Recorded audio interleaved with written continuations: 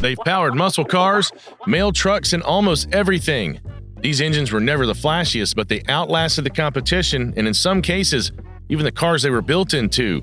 Let's take a look at 10 American engines that simply refuse to quit. Number 1, the Chrysler Slant Six. The legendary Mopar Slant Six engine had one hell of a run, 41 years to be exact. From 1959 all the way to 2000, this little workhorse held it down under the hoods of all kinds of Dodge and Plymouth cars and trucks. When an engine sticks around that long, it's not just by chance, it's because it gets the job done, plain and simple. Nicknamed the Leaning Tower of Power for how it was tilted to one side, the Slant Six came in a few different sizes, from 170 to 225 cubic inches. No matter the size, though, it earned a rep for being almost unbreakable. People knew that if you treated it right, this engine would just keep on going. Hundreds of thousands of miles, no problem. It was small, didn't guzzle gas, and didn't break the bank either. That mix of toughness, efficiency, and simplicity is why this old-school engine is still loved and respected in the classic car world today. Number 2, the Chevrolet Gen 3, Gen 4 Small Block. These small block engines have earned a reputation as true workhorses. Whether you're walking through a used truck lot or browsing online listings, it's not uncommon to find Chevy and GMC pickups with over 300,000 miles, and remarkably, their engines are still going strong. It all started back in 1997 when GM introduced this modern take on the classic small block. With a fresh design and upgraded materials, this new pushrod V8 wasn't just a nod to the past, it was a serious step forward. And the best part, they didn't just build it to last, they built it to take a beating. People quickly realized that these engines could handle a lot more than just daily driving. Throw on an aftermarket turbo or slap in a turbocharger and these V8s didn't flinch. No blown gaskets, no dramatic engine failures, just raw, reliable power. The internet is full of dyno videos showing these engines pumping out wild numbers and they don't even break a sweat.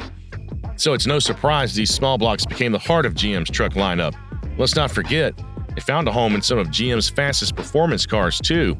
They're tough, they're reliable, when it comes to throwing down power, they're always up for it. Number 3, the Ford 300 4.9 liter.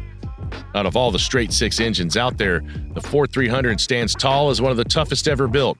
From 1965 to 1996, this engine earned its stripes powering Ford's F-Series trucks, E-Series vans, and later gen Broncos. It wasn't flashy, it was just damn near indestructible. Mechanics and drivers alike knew that this engine would keep going strong for years unless you ran it completely dry on oil or coolant. What set the Ford 300 apart from a lot of other engines was its use of timing gears instead of a typical timing chain. While chains can stretch, wear out, or even snap, the gears in the 300 stayed solid and reliable over the long haul. Sure, they made a bit more noise, and that was a small price to pay for that kind of bulletproof dependability. Ask any old-school Ford fan and they'll tell you, engine noise never scared anyone away from a Ford 300. Number 4, the AMC Jeep 4.0 liter. Back in 1987, Chrysler made a bold move by buying out American Motors Corporation, a company that was struggling at the time. What they might not have realized then was they just had inherited a gem, the 4.0-liter straight six engine.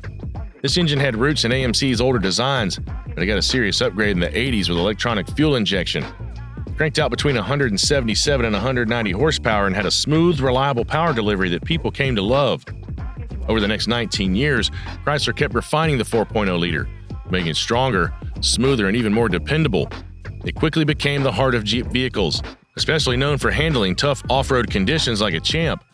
What made it legendary, though, was how long it lasted. Many owners pushed past 300,000 miles without major repairs.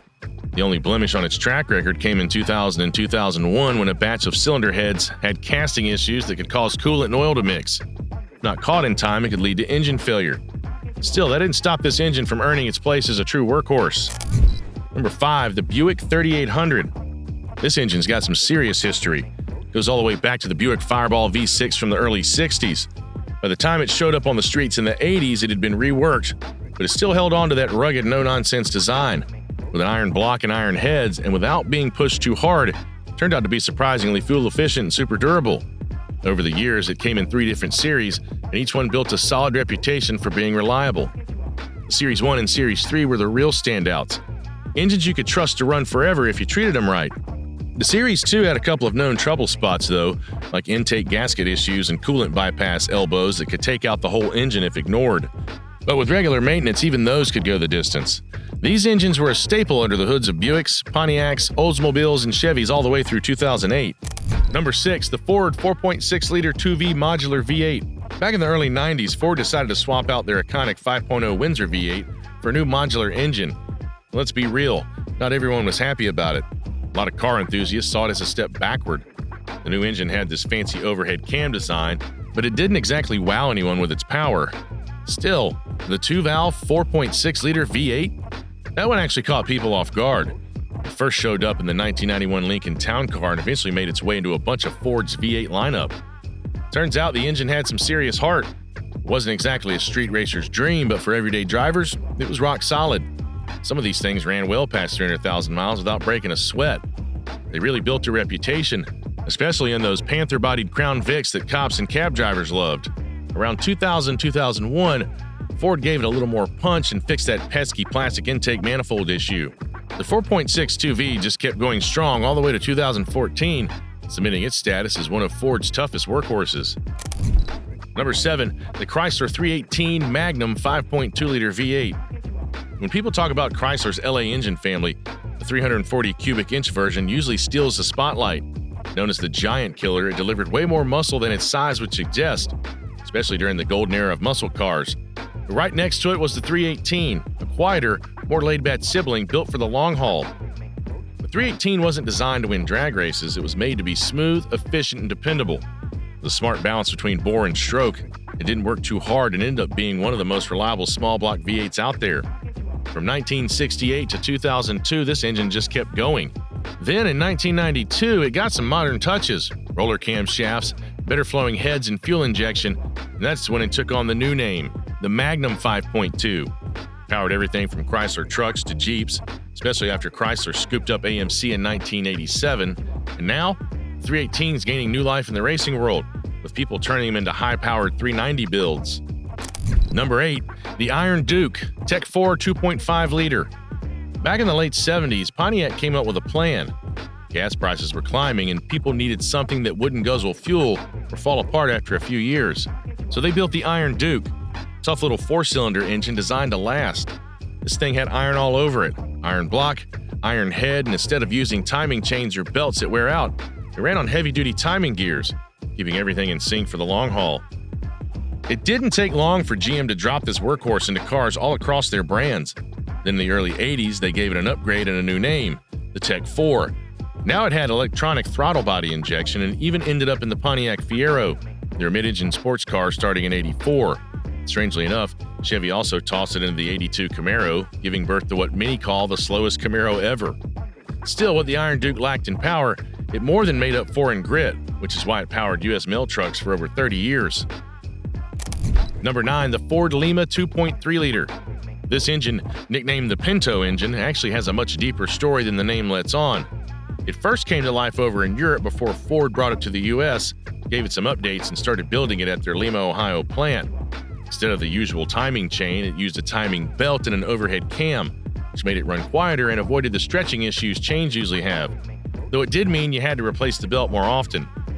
Even without any turbo boost, this engine proved itself tough and dependable, despite being a bit heavy. But once Ford started adding turbochargers, the Lima 2.3 really found its groove. Suddenly, it wasn't just a workhorse, it was powering icons. Cars like the Ford Thunderbird Turbo Coupe and the Mustang SVO in the 80s carried this engine and helped cement its reputation. By the early 2000s, the Lima was finally phased out for the newer Duratec family, but not before nearly 3 decades of loyal service under the hoods of Ford's cars and trucks. Number 10, Chevrolet Small Block Gen 1 and 2. The Chevrolet Small Block engine is one of those rare legends in the car world that just wouldn't give up. First rolled out in 1954, it kept going strong all the way until 2003. That's nearly 50 years of dependable performance. So, what made it such a big deal? It wasn't just about raw power. This engine built a name for itself by being seriously tough. Sure, it hit a rough patch in the late 70s and early 80s with some camshaft problems, but as long as you took care of it and didn't beat on it too hard, it just kept going like a champ.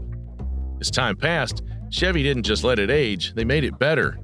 The Gen 2 versions that hit the streets in the late 80s came with some serious upgrades, improved cooling, modern fuel injection, sharper ignition systems, and even roller camshafts in certain models.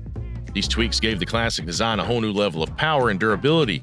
Despite its 1950s origins, this small block often outperformed newer engines. It wasn't just built to last, it was built to win. If you found this video helpful, be sure to give it a thumbs up and subscribe for more insights and tips about trucks, cars, and everything in between. Thanks for watching, and we'll see you in the next video.